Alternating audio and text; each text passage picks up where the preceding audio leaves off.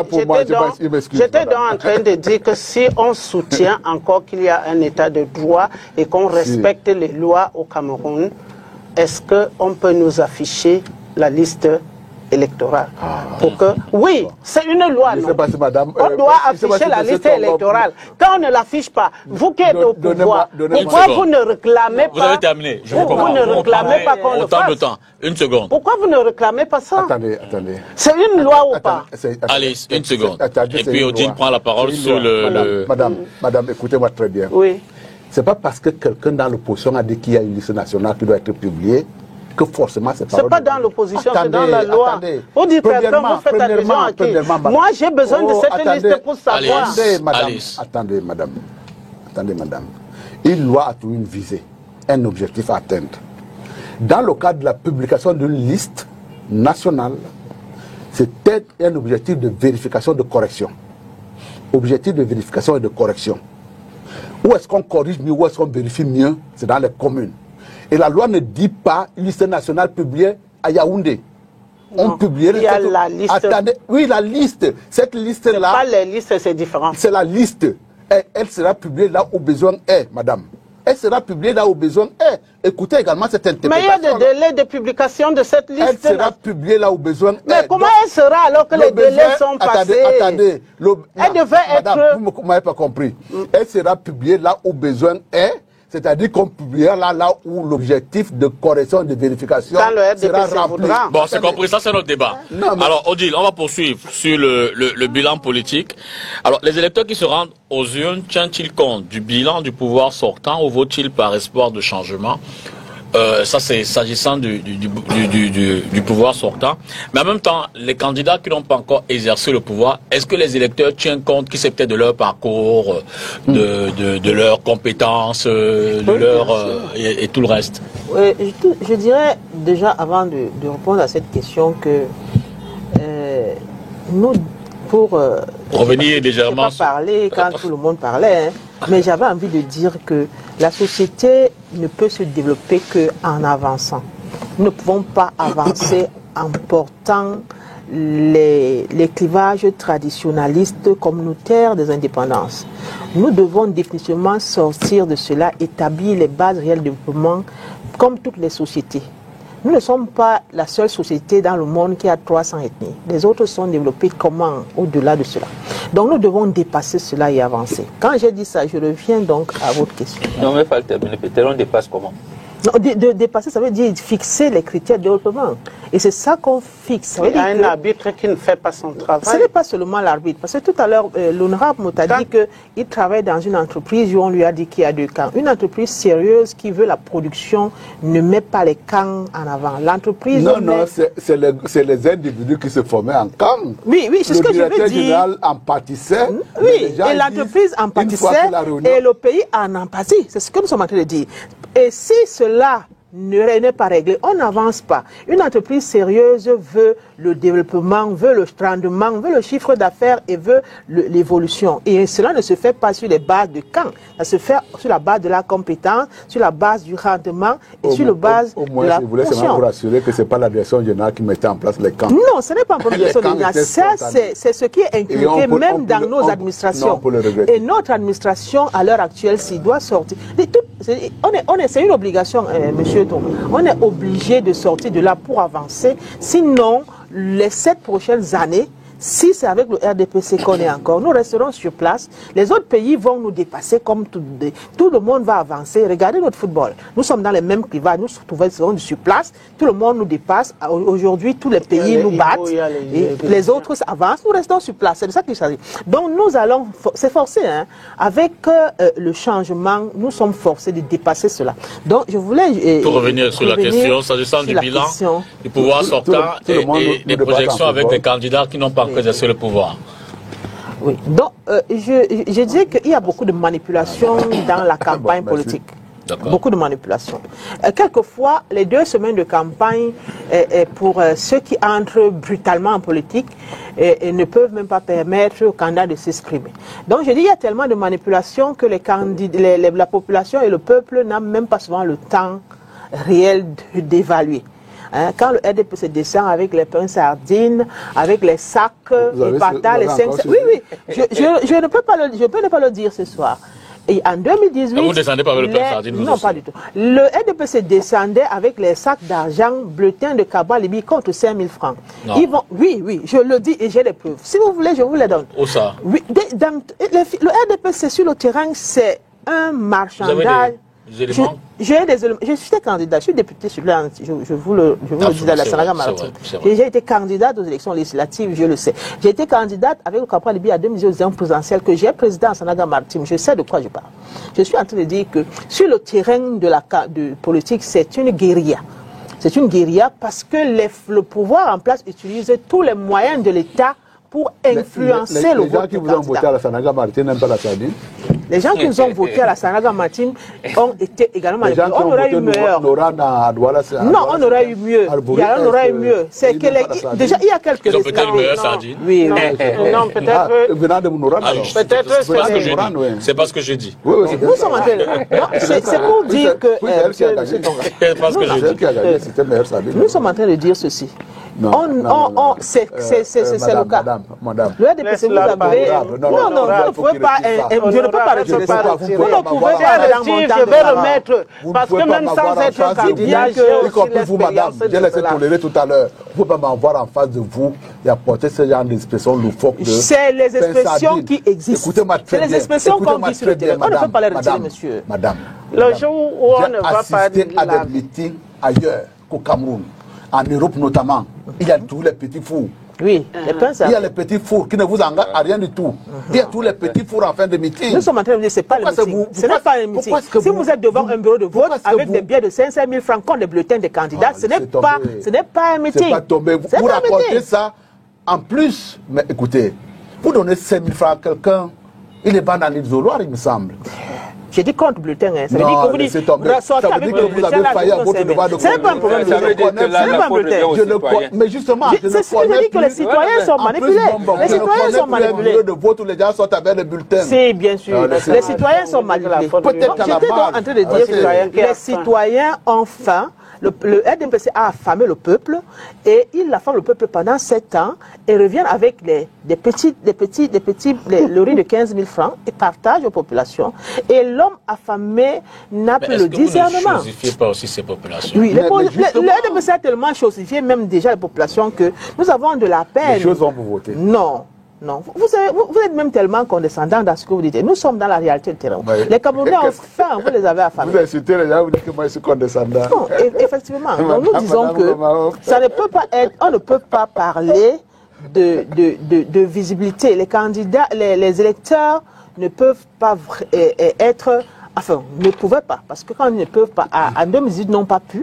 Mais en 2025, avec l'armada des partis politiques, du PCRN qui est sur le terrain, nous allons continuer à sensibiliser les populations jusqu'à la fin, afin que le programme politique soit la feuille de route, que ce soit le programme politique que les uns et les autres votent, et non des promesses, et non ce qu'on leur donne à l'immédiat pendant les meetings ou pendant les votes. Donc c'est ce que je... Bon. Le citoyen électeur s'intéresse-t-il au bilan du pouvoir sortant? S'intéresse-t-il à la personne du candidat qui n'a pas encore exercé le pouvoir en termes de parcours, de projet, de bilan lui-même, de compétences? C'est un melting pot, c'est tout ça au même moment. Et surtout pas le bilan.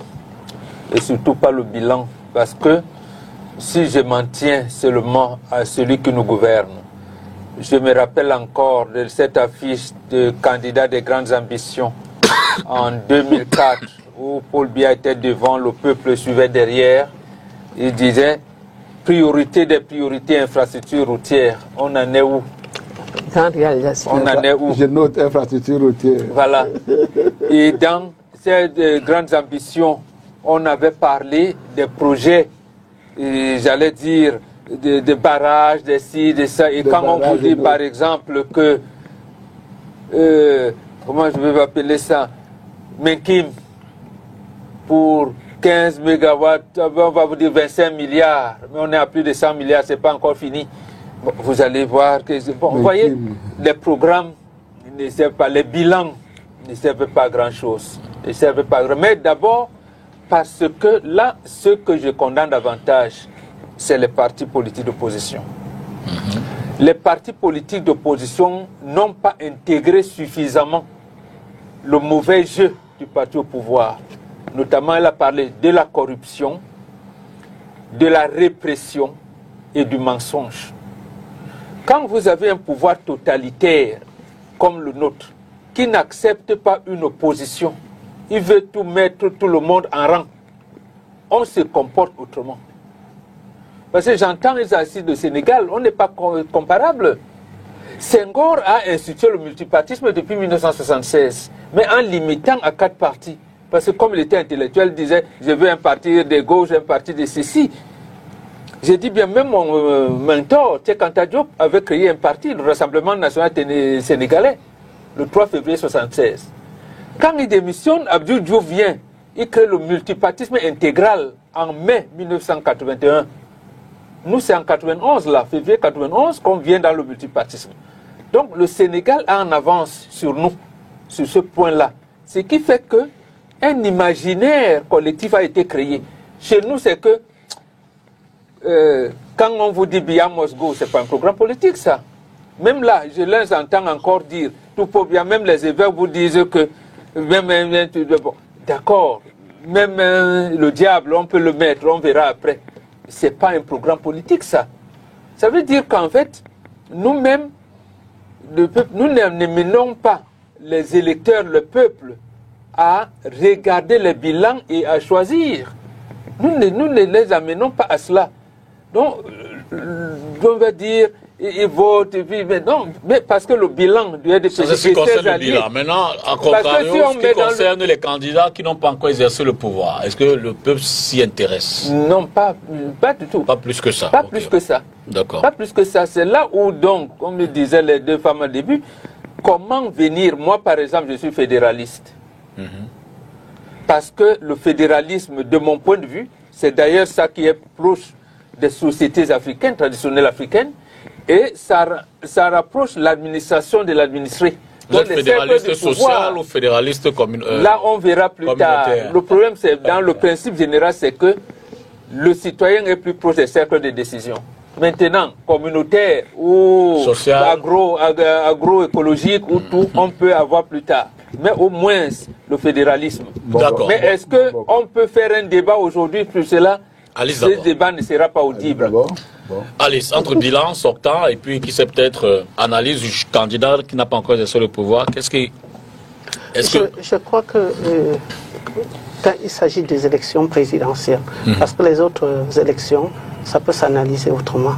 Mais quand il s'agit des élections présidentielles, le bilan du sortant est primordial. C'est ce sur quoi la campagne de celui-là devrait se baser. L'émergence à l'horizon 2035. L'horizon, là, on approche déjà l'horizon. Donc on aura déjà voté. Oui, on devrait quantifier les réalisations. Mi-parcours. Mais pour les candidats entrants, normalement, pour commencer à mettre son bulletin dans l'urne pour quelqu'un, il faut d'abord connaître au moins son parcours, au moins ce sur quoi il s'est déjà essayé à gérer. Parce qu'on ne se lève pas le matin pour venir gérer un pays alors qu'on n'a jamais géré même sa propre famille. Le problème, c'est qu'on doit vraiment examiner... Si vous répétez ça, madame, ça va tellement faire du bien à mon oreille. Oh my God. Mon objectif n'était pas de faire du bien à ton oreille. Moi, je dis... Dommage. Ou tu peux me faire du bien aussi de temps en temps, non? Moi, je dis aux gens qui m'écoutent, à mes gens qui m'écoutent de par le monde, au quartier, ce n'est pas le tout venant. On a vu de ces candidatures, des noms de gens qu'on n'a jamais entendus dans ce pays. Ils ont déposé la candidature, certains sont même retenus et peut-être ont même encore plus de facilité que d'autres gens qu'il faut absolument empêcher d'évoluer. Bon, mais ils ont fait leur preuve où on a l'impression que c'est de la rigolade que nous faisons ici au Cameroun. C'est quand même l'élection présidentielle.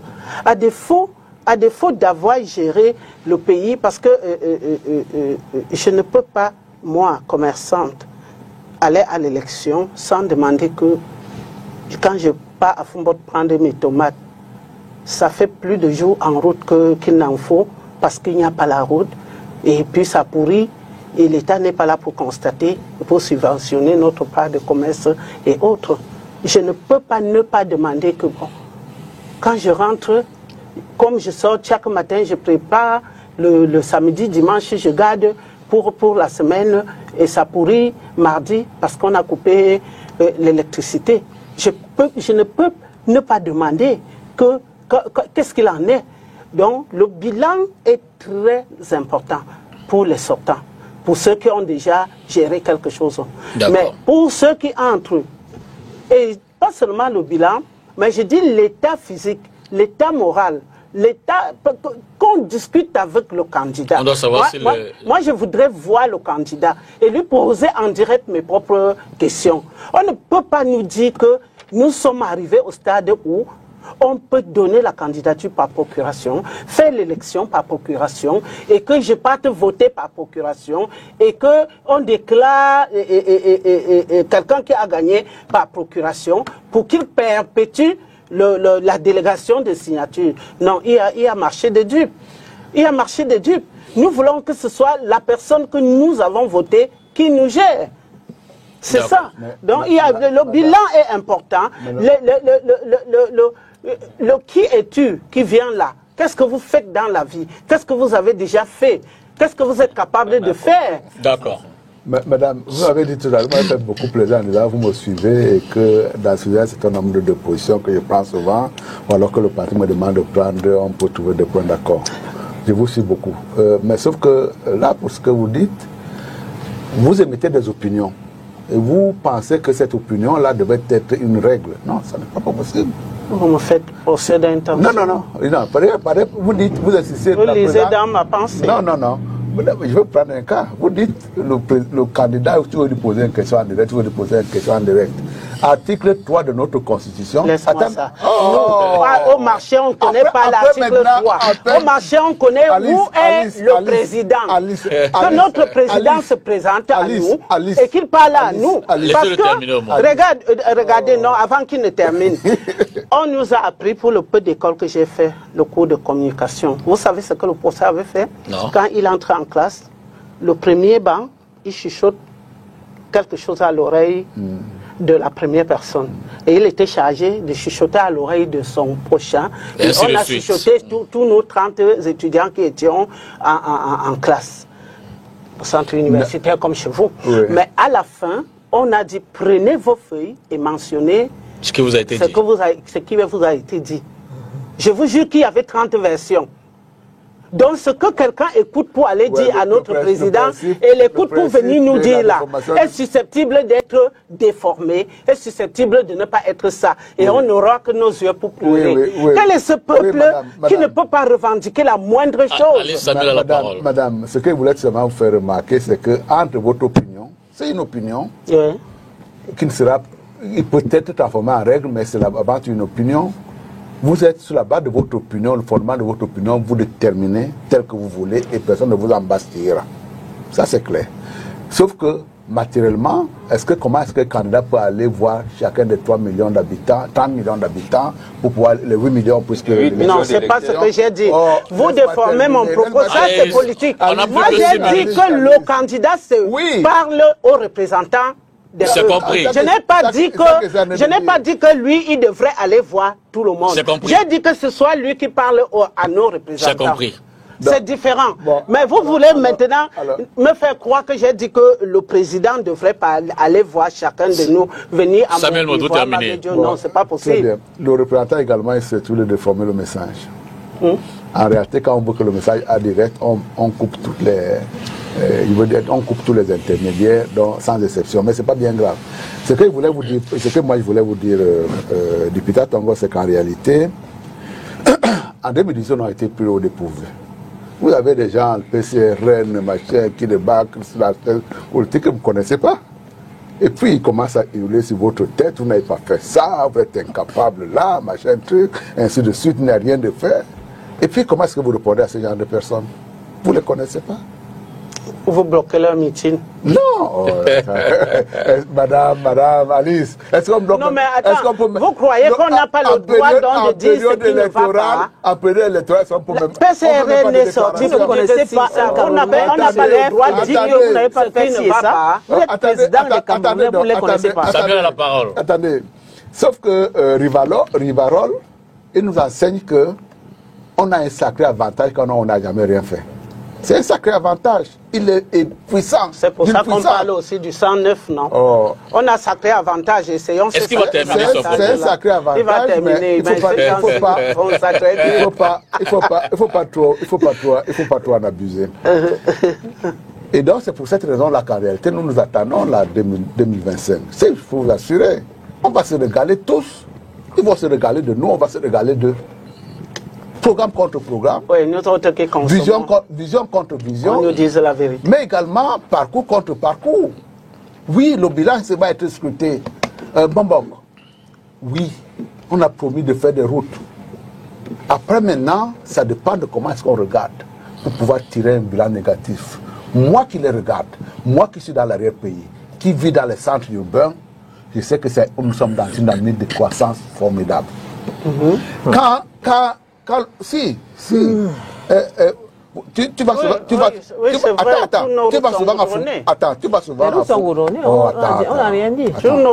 vas souvent à Fumbote, non? Oui. Pour aller chercher la tomate. Chercher mes tomates et les arachides. Tu te plains seulement que tu passes 2 ans en route et dans les 2 ans, là, ça a pourri. Tu y vas quand même. La réalité est que quand vous regardez notre modèle de développement, j'y fais quand même, non. Mais non, honorable, vous voyez ça à quoi vous nous réduisez? Vous nous réduisez. Il va nous rester 2 minutes pour la question de fin. Quand vous regardez notre modèle de développement, nous avons pris le pari, pas seulement depuis 1982, mais depuis 1960. Nous sommes dans cette dynamique-là parce que nous pensons que ce sera la dynamique gagnante.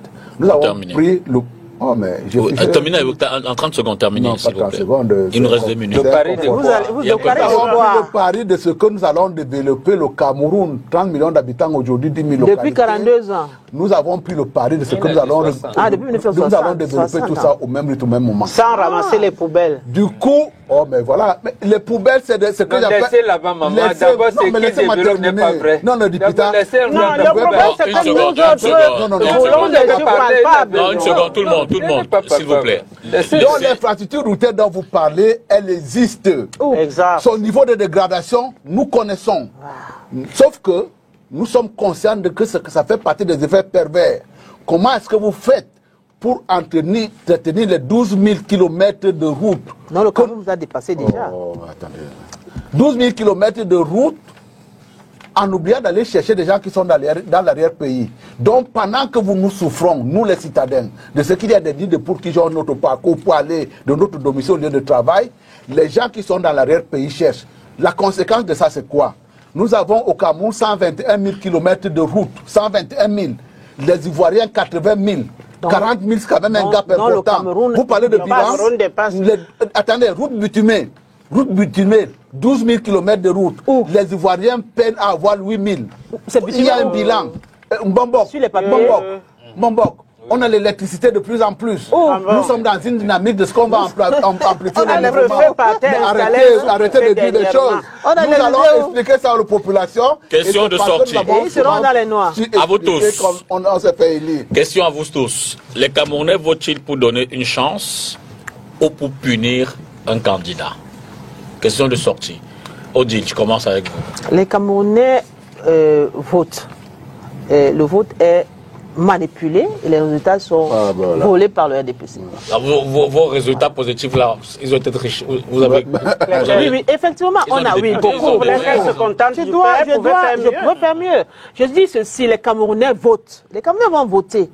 Le problème, c'est que... La question est de savoir s'ils votent pour donner une chance à un candidat. Ils votent pour donner une chance. Les Camerounais votent pour donner une chance. Les Camerounais votent. On ne peut pas dire que le Cameroun ne vote pas. Il vote pour donner la chance à quelqu'un d'autre. Sauf que le RDPC manipule les résultats en leur faveur.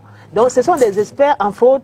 Et c'est cette fraude que nous allons combattre en 2025 avec tous les candidats et la population. Les Camerounais votent-ils pour donner une chance ou pour punir?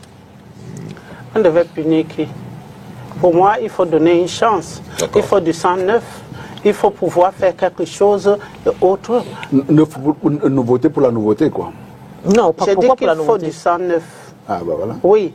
Quelqu'un qui vient aussi nous faire des promesses pour qu'on vive de ces promesses-là, mais qu'il vienne quand même nous faire des promesses. Quand on nous dit aujourd'hui qu'il y a des routes, Ndipita, de toi à moi, l'autre jour, un préfet voulait aller installer un sous-préfet. C'est pas moi qui ai mis sur les réseaux sociaux. Hein. C'est pas moi qui ai mis sur les réseaux sociaux. Alice, tu as un parti qui va bitumer les 121 000 km de route. Pourquoi pas? C'est le Cameroun, voyez, voilà l'esprit limité que vous voulez gérer le Cameroun. Le Cameroun, s'il y a du potentiel, on peut goudronner tout le Cameroun. Pourquoi pas? Donc vous croyez que le Cameroun est devenu un plafond de verre? On le fera progressivement, et on le fait progressivement. Merci, c'est compris. Sortez-moi un programme où vous me dites que vous allez bitumer 121 000 km. Bon, à la parole. Bon, à la parole. Les Camerounais votent pour sanctionner le gouvernement, mais malheureusement, dans l'incapacité de couvrir tous les bureaux de vote, les résultats sortis des urnes ne parviennent pas. C'est là. Pour terminer, non, monsieur l'honorable Mout, non. Voici la feuille de route que le président Aïdjo a confiée à Paul Biya. L'intensification de la politique de transformation des matières premières locales. 2. La création des complexes agro-industriels de grande superficie. 3. La promotion d'une industrie lourde qui sera facilitée par la réalisation des barrages de Sonlolo et de Lagdo. 4. La création d'industries manufacturières compétitives contribuant à l'approvisionnement des exportations. 5. La poursuite de la politique de création d'entreprises à dirigeants et capitaux camerounais. La politique de décentralisation industrielle. Et 7. La révision du code des investissements. Vous êtes expert comptable. Oui, mais l'Office national de la zone franche industrielle, on peut faire le bilan? Vous allez relancer le débat, l'émission est terminée. Il n'y en a pas. Samuel, la réalité, les Camerounais votent-ils pour... Je vais couper court. Le modèle industriel n'a pas survécu à son promoteur. Tout simplement parce qu'il ne tenait pas. Les Camerounais votent-ils pour donner une chance ou pour punir? Les Camerounais votent-ils pour donner une chance ou pour punir? Ils ont légitimement le droit de faire les deux. D'accord. Vote sanction, accompagné également d'un vote pour donner la chance à quelqu'un d'autre. Mais il faudra le faire sur des bases objectives tout simplement. Il y a, depuis Tatangon, on s'est retrouvé quelque part il y a une semaine, une question que tu n'as pas voulu creuser. À la dédicace de, Georges-Alain Boyomo. Dans un système électoral qui certifie le processus. Dans un système électoral, pas seulement camerounais, qui certifie le processus. La personne qui certifie le processus, c'est des gens, pour vous répondre, c'est des gens qui sont en présence, qui se battent pour avoir le contrôle de quelque chose. Même si elle veut qu'on pensait que c'est... Elle veut comme lui penser que ce sont les institutions en place. Bon, mais vous avez vu bien que quand j'ai répliqué, non. Dépendamment, il dit, je lis ce que je vois. Il a la situation de proclamer. Pour ce qui est de la certification du processus, c'est des acteurs en présence. Et c'est pour cette raison-là, tu le regrettes, mais il est important qu'en toute responsabilité, quand on veut s'engager dans ce système-là, que l'on soit conséquent et qu'on déploie les moyens nécessaires qui nous permettent de certifier le processus. Merci infiniment, mesdames, surtout qu'on parle du fait qu'on est dans un régime totalitaire. Madame, merci. Non, partout ailleurs également, ça se fait comme ça. Honorable Bombok, merci. L'histoire des bulletins de vote dans les chaussettes, dans un pays, c'est en France, on est à Perpignan. C'est-à-dire qu'il y a des bulletins qu'on ne veut pas qu'on compte. Moi, je ne veux pas qu'on importe ça. Mardi prochain, une autre édition de Kartuka. Merci à vous à la maison d'avoir regardé ce soir. On était avec l'honorable Samuel Mout, Alice Maguedio, Odile Marob Noé et puis bon.